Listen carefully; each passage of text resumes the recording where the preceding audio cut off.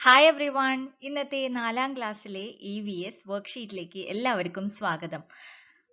പക്ഷികളുടെ കൗതുകലോകം wonder world of birds എന്നുള്ള ചാപ്റ്ററിൽ നിന്നുള്ള പ്രവർത്തനങ്ങളാണ് ഇന്ന് ചെയ്യാൻ പോകുന്നത്. അപ്പോൾ പ്രവർത്തനങ്ങളിലേക്ക് കടക്കുന്നതിന് മുമ്പ് നിങ്ങൾ ചാനൽ ഇതുവരെ സബ്സ്ക്രൈബ് ചെയ്തിട്ടില്ലെങ്കിൽ ഒന്ന് സബ്സ്ക്രൈബ് ചെയ്യുക. അതുപോലെ തന്നെ സൈഡിലുള്ള ബെൽ ബട്ടൺ പ്രസ് ചെയ്യുക. വീഡിയോ നിങ്ങൾ ലൈക്ക് ചെയ്യാതെയാണ് കാണുന്നതെങ്കിൽ ഇപ്പം തന്നെ ഒന്ന് ലൈക്ക് ചെയ്യുക കേട്ടോ. കൂടുതൽ പേരിലേക്ക് എത്തണമെങ്കിൽ നിങ്ങളുടെ ലൈക്കും കമൻറ്റും ഒക്കെ അത്യാവശ്യമാണ്. അപ്പോൾ നമുക്ക് ഇന്നത്തെ ആക്ടിവിറ്റീസിലോട്ട് പോകാം. അപ്പോൾ ആദ്യത്തെ ആക്ടിവിറ്റി എന്തായിരുന്നു? Birds I know. എനിക്കറിയാവുന്ന പക്ഷികൾ, നിങ്ങൾക്കറിയാവുന്ന പക്ഷികൾ ഏതൊക്കെയാണ് എന്നുള്ളത് ഇവിടെ എഴുതണം കേട്ടോ. അപ്പോൾ ഞാൻ കുറച്ച് പക്ഷികളുടെ പേര് ഇവിടെ ചേർത്തിട്ടുണ്ട്. പാരറ്റ്, പീകോക്ക്, ക്രോ, ഈഗിൾ, മൈന, സ്പാരോ. ഇനിയും ഒരുപാട് ബേർഡ്സിനെ നിങ്ങൾക്ക് അറിയാവുന്നുണ്ടാവും അല്ലേ? അപ്പോൾ അതെല്ലാം ഇതിൽ എഴുതി ചേർക്കണം കേട്ടോ. എനിക്കറിയാവുന്ന പക്ഷികൾ: കാക്ക, പരുന്ത്, തത്ത, മൈന, കുരുവി, കുയിൽ. അടുത്തത് എന്താണെന്ന് നോക്കാം. Common characteristics of birds. പക്ഷികളുടെ സവിശേഷതകൾ എന്തൊക്കെയാണെന്ന് നോക്കാം. Birds have feathers. ബേർഡ്സിന് എന്തുണ്ട്? തൂവലുകളുണ്ട് അല്ലെ. പിന്നെ ബേർഡ്സ് ലേ എഗ്സ്. ബേർഡ്സ് മുട്ടയിടും. പിന്നെ ബേർഡ്സ് ഫ്ലൈ. പറക്കും. എല്ലാ പക്ഷികളും പറക്കില്ലെങ്കിലും മിക്കവാറും ഒരുവിധം പക്ഷികളൊക്കെ പറക്കാറുണ്ട് അല്ലെ. Birds have wings. പറക്കാനായിട്ട് എന്തുണ്ട്? അവയ്ക്ക് ചിറകുകളുണ്ട്. Birds have streamline body അല്ലെ. ബോട്ട് ഷേപ്ഡ് പോലെ ഉള്ള ഒരു ബോഡിയാണ് ബേർഡ്സിനുള്ളത്. Birds have feet and claws. കാലുകളുണ്ട്, അതുപോലെ തന്നെ ക്ലോസ് ഉണ്ട് അല്ലെ. അപ്പൊ അതൊക്കെ ബേർഡ്സിന്റെ ക്യാരക്ടറിസ്റ്റിക്സ് ആണ്. പക്ഷികളുടെ സവിശേഷതകൾ എന്തൊക്കെയാണെന്ന് നോക്കാം. പക്ഷികൾക്ക് ചിറകുകളുണ്ട്. പക്ഷികൾക്ക് പറക്കാൻ കഴിയും. പക്ഷികൾ മുട്ടയിടും. പക്ഷികൾക്ക് തൂവലുകളുണ്ട്. ഇതൊക്കെയാണ് പക്ഷികളുടെ സവിശേഷതകൾ. അടുത്തത് പക്ഷി നിരീക്ഷണ കുറിപ്പ് തയ്യാറാക്കാൻ പറഞ്ഞിട്ടുണ്ടായിരുന്നു. അപ്പൊ പക്ഷി നിരീക്ഷണ കുറിപ്പ് തയ്യാറാക്കണമെങ്കിൽ നമ്മൾ പക്ഷികളെ നിരീക്ഷിച്ച് അതിന്റെ നിറം എന്താണെന്ന് നോക്കണം. വലുപ്പം, കൊക്കിന്റെ ആകൃതി, വലുപ്പം, നിറം, ബീക്ക് സൈസ്, കളറ്. പിന്നെ താമസ സ്ഥലം, കൂടൊരുക്കുന്ന രീതി, habitat, how to prepare nest. പിന്നെ ജീവിക്കുന്ന സ്ഥലത്തിന് അനുയോജ്യമായ ശാരീരികമായ അനുകൂലനങ്ങൾ ഉണ്ടോ, അഡാപ്റ്റേഷൻസ്. പിന്നെ പരിസ്ഥിതിക്ക് ഉള്ള പ്രയോജനം, എൻവിയോൺമെന്റൽ ബെനിഫിറ്റ്സ് എന്താണെന്ന് നോക്കണം.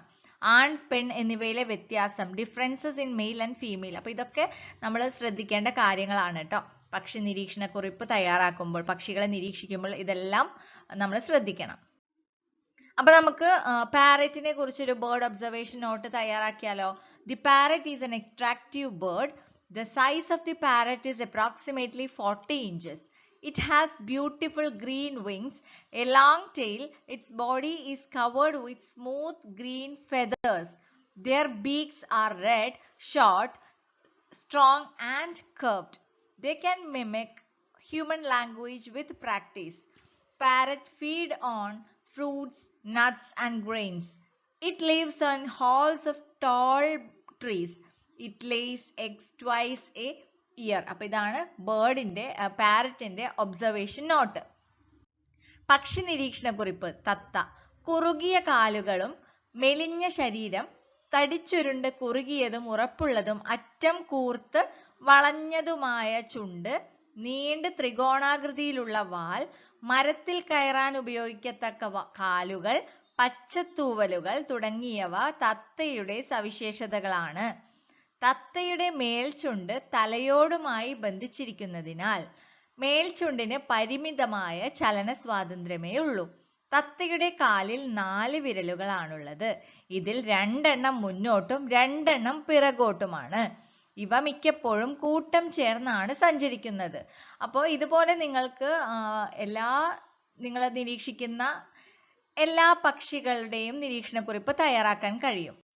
അപ്പം അതിന് വേണ്ടിയിട്ട് ഞാനിവിടെ ഒരു കോളം വരച്ചിട്ട് അതിൽ നമ്മൾ നേരത്തെ പറഞ്ഞ പോലെ ബേർഡ്, അതിന്റെ colour, size, beak, habitat, adaptation, എൻവയോൺമെന്റൽ benefits, differences in male and female ഇതെല്ലാം ഉൾപ്പെടുത്തിയിട്ടുണ്ട്. അപ്പം നിങ്ങൾക്ക് ഈഗിളിനെ കുറിച്ചിട്ടാണ് എഴുതേണ്ടതെങ്കിൽ ഈഗിളിന്റെ കളർ എന്താണെന്ന് എഴുതുക. അതിന്റെ സൈസ് ബിഗ് ആണ്. പിന്നെ ഷാർപ്പ് ബീക്ക് ഉണ്ട്. എവിടെയാണ് താമസിക്കുന്നത്? ഫോറസ്റ്റഡ് ലാൻഡിലാണ് അല്ലെ. പിന്നെ അഡാപ്റ്റേഷൻ എന്താണ്? ഫീറ്റ്, അതുപോലെ തന്നെ ഐസൈറ്റ് ഒക്കെ അഡാപ്റ്റേഷൻ ആണ്. പിന്നെ എൻവയോൺമെന്റൽ ബെനിഫിറ്റ്സ്, ക്ലീൻ ചെയ്യും അല്ലെ.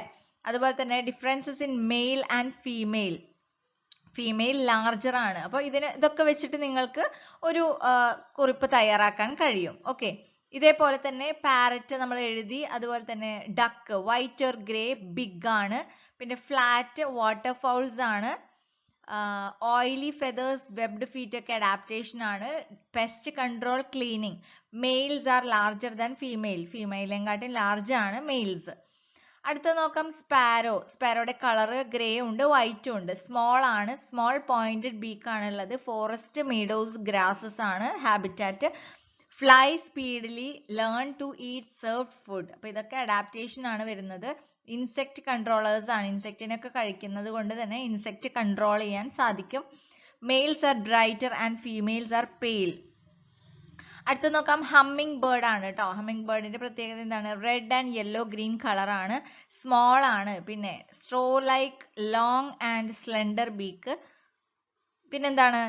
മീഡോസ് ആൻഡ് ഗ്രാസ് ലാൻഡിലാണ് കൂടുതലായിട്ടും കാണപ്പെടുന്നത്. Beak and tongue good memory ആണ് അഡാപ്റ്റേഷൻ. പിന്നെ പോളിനേഷൻ ഒക്കെ സഹായിക്കുന്ന ഒരു ബേർഡ് ആണ് humming bird. Female have no bright colours. അപ്പൊ ഇതൊക്കെയാണ് ഓരോ ബേർഡിന്റെയും പ്രത്യേകത. അപ്പൊ ഇതനുസരിച്ച് നിങ്ങൾക്ക് എന്ത് ചെയ്യാൻ പറ്റും?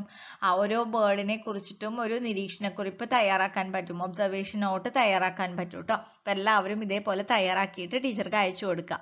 അപ്പൊ ഇന്നത്തെ ഈ ഒരു ക്ലാസ് എല്ലാവർക്കും യൂസ്ഫുൾ ആയിട്ടുണ്ടാവും എന്നാണ് ഞാൻ വിചാരിക്കുന്നത്. അപ്പൊ നിങ്ങൾ മറക്കാതെ തന്നെ ചാനൽ സബ്സ്ക്രൈബ് ചെയ്യുക, സൈഡിലുള്ള ബെൽ ബട്ടൺ പ്രസ് ചെയ്യുക, ഓൾ അമർത്തുക. നിങ്ങൾ ഇപ്പൊ തന്നെ വീഡിയോ ലൈക്ക് ചെയ്യുക കേട്ടോ. ലൈക്ക് ചെയ്യാതെയും കൂടുതൽ പേരും കാണുന്നത്. ഒന്ന് ലൈക്ക് ചെയ്യുക, സബ്സ്ക്രൈബ് ചെയ്യുക, ഫ്രണ്ട്സിനെ ഷെയർ ചെയ്ത് കൊടുക്കുക. നിങ്ങളുടെ അഭിപ്രായങ്ങൾ എന്ത് തന്നെയായാലും അത് കമന്റിൽ അറിയിക്കുക. പിന്നെ അടുത്ത ക്ലാസ്സിൽ കാണാം. Thank you for watching.